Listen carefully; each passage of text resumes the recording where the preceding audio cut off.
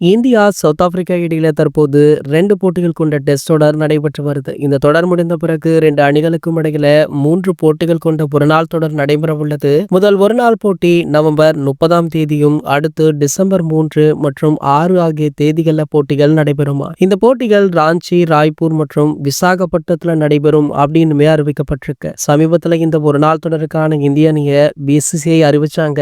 ஸ்ரேயஸ் ஐயர், சுப்மன் கில் ஆகியோர் காயம் காரணமாக அவதைப்படுவது அவங்களுக்கு மாற்றாக திலக் வர்மா, ருத்ராஜ் கெய்க்வாட் ஆகியோருமே அணில சேர்க்கப்பட்டிருக்காங்க. சோ இந்த நிலையில பாத்தீங்கன்னா இந்திய அணியுடைய பிளேயிங் 11 எப்படி இருக்கும் அப்படின்றது குறித்து தற்போது தகவலுமே வெளியாகி இருக்கு. நீண்ட காலத்திற்கு பிறகு ருத்ராஜ் கெய்க்வாட்டிற்கு இந்திய அணியில இடம் கிடைச்சிருக்கு. இருந்தாலுமே மிடில் வரிசையில மட்டுமே ஆட இடமாம். சோ அந்த இடம் மட்டும் காலியாக இருப்பதால அந்த இடத்திற்கு திலக் வர்மா தான் சேர்ப்பாங்க அப்படின்னுமே சொல்லப்படுது. சமீப காலமாகவே இந்திய T20 அணியில திலக் வர்மா பெஸ்ட் பினிஷராக இருக்காரு. கோலிக்கு அடுத்து திலக் வர்மா தான் நல்ல பினிஷராக இருப்பதால அவருக்கு விரைவில் இந்திய ஒருநாள் அணியிலுமே இடம் கிடைக்கும் அப்படின்னுமே கருதப்படுது. தற்போது ஸ்ரேயஸ் ஐயருக்கு காயம் ஏற்பட்டிருக்கு.